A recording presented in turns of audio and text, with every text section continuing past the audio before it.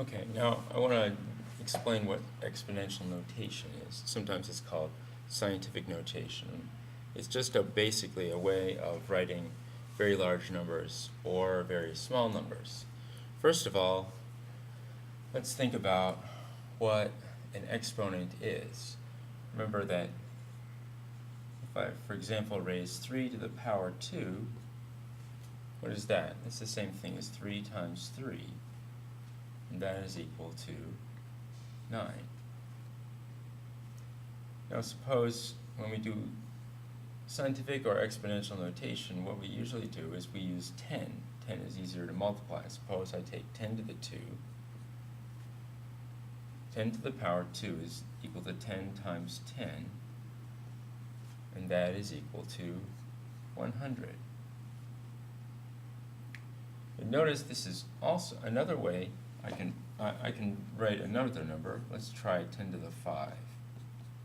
That is 10 times 10 times 10 times 10 times 10.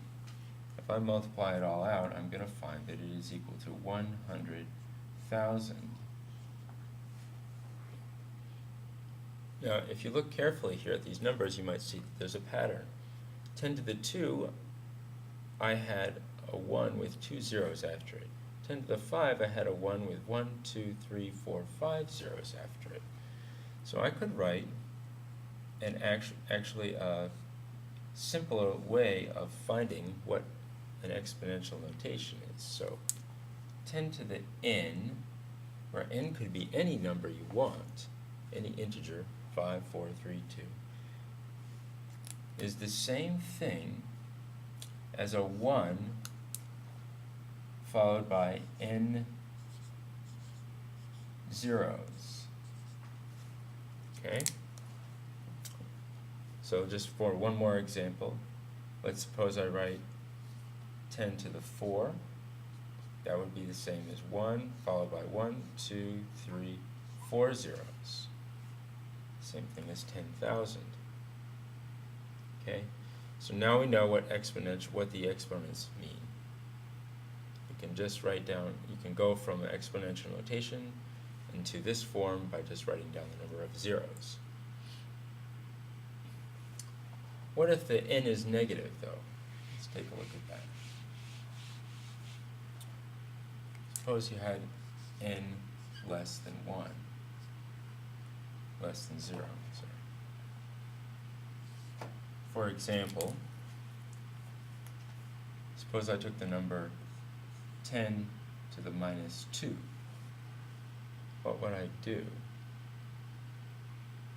Well, the rule for this is that you take a 1 and you move the decimal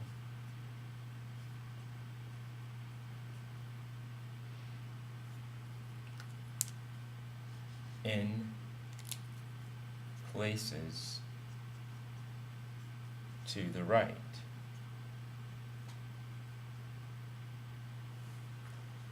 So let's try that. 10 to the minus 2 will be 1,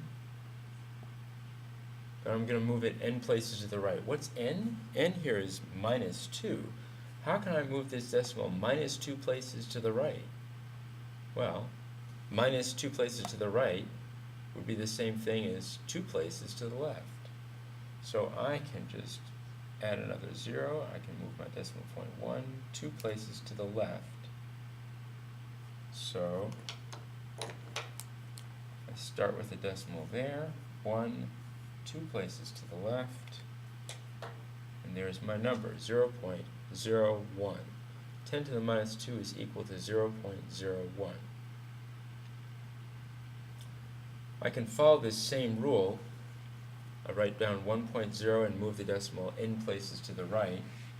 If I take a positive value again, so let's try 10 to the plus 8. That would be 1.0.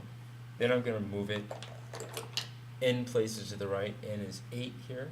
So I'm going to go 1, 2, 3, 4, 5, 6, 7, 8 places to the right. gonna fill in zeros here.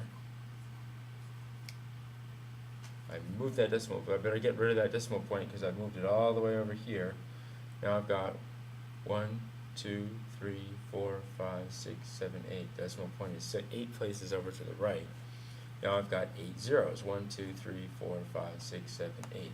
Same as before. I said I had 8. 1 with 8 zeros would be 10 to the 8. Let's do one more example where n is less than 1. So let's take 10 to the minus 7. How would I write that? I'm going to give myself some room, so I'll write 1, and I'll move n places to the right. N is minus 7 here.